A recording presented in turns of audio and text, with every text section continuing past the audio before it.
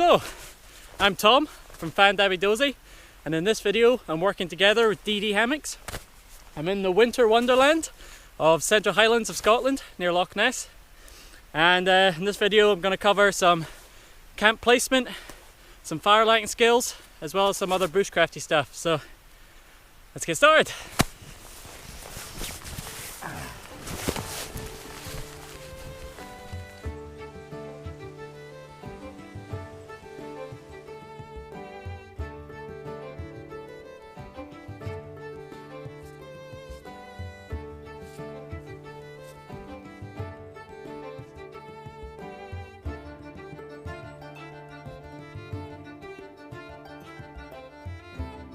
So because there's very little hours of daylight this time of year, I'm gonna have to set up camp quite soon. So I don't want to be on too high a ground because I might get wind chill factor, but I also don't want to be down in a gully because cold air will collect there. So right now I'm just looking for a kind of flat area of land, flattish area of land, and a kind of middle altitude to start set up a camp.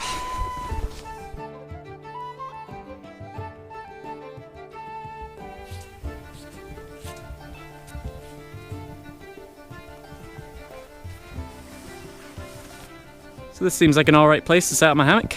I'm sort of on a middle altitude.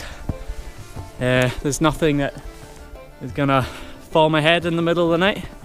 There's a water source nearby, and there seems to be some firewood.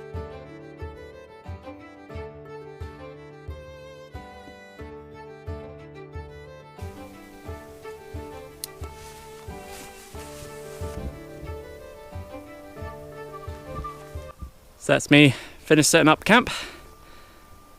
I'll take down these sticks when I go to bed to keep you a bit more sheltered. So the tarp I'm using is the DD 3x3 and the hammock is the Travel Hammock.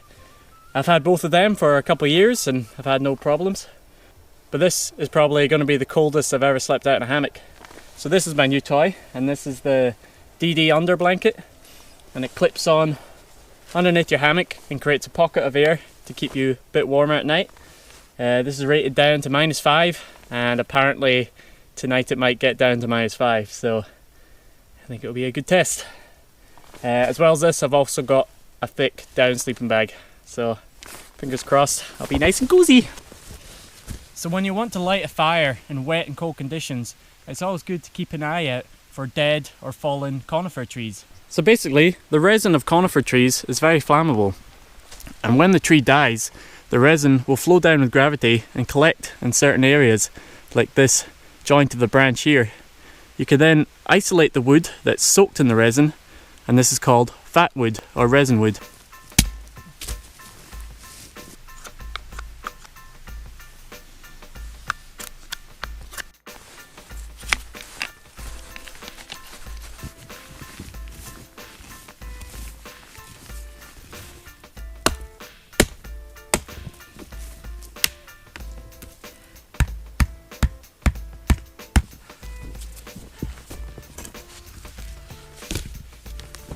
So it's proving pretty difficult to find any dry firewood because everything is caked in snow and ice. So I found this dead standing wood, and I'm now just splitting it to get to the dry wood inside. So when you've isolated a drier inner part of the log, you can do what's called feather sticking, which you carve off thin slivers of the wood in order to increase the surface area and hopefully allow it to catch fire much easier. So that's my fire lay finished.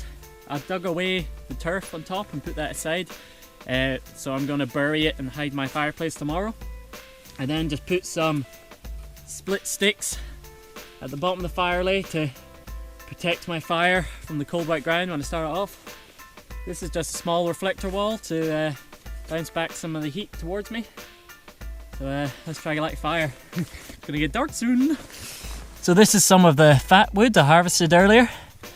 This stuff I'm gonna scrape into a fine powder, which is hopefully gonna catch my spark.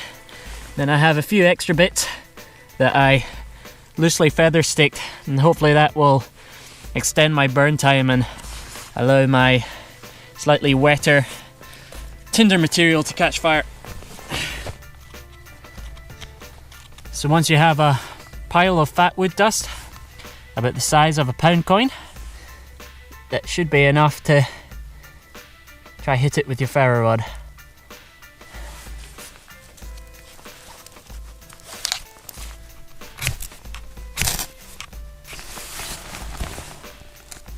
Ooh.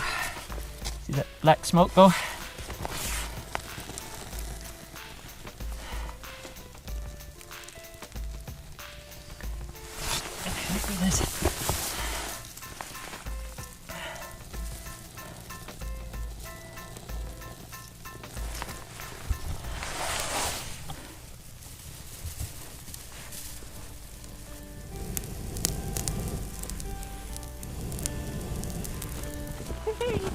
Yeah!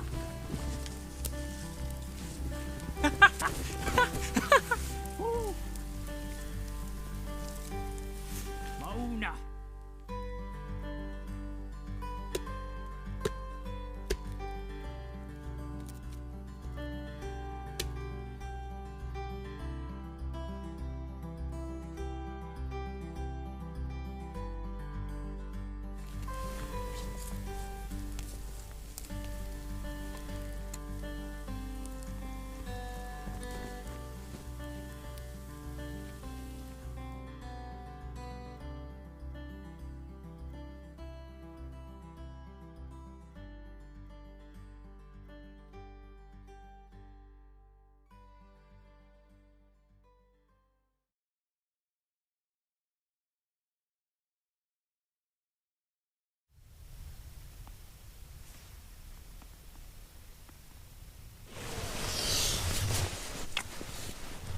Morning. You know what? Surprisingly good sleep. I wasn't cold. Even though there's ice from the outside of my mosquito net. But admittingly, I did use my canteen as a hot water bottle, which worked a treat. Oh no. My boots are frozen. Come on, Mr. Booty. Oh no.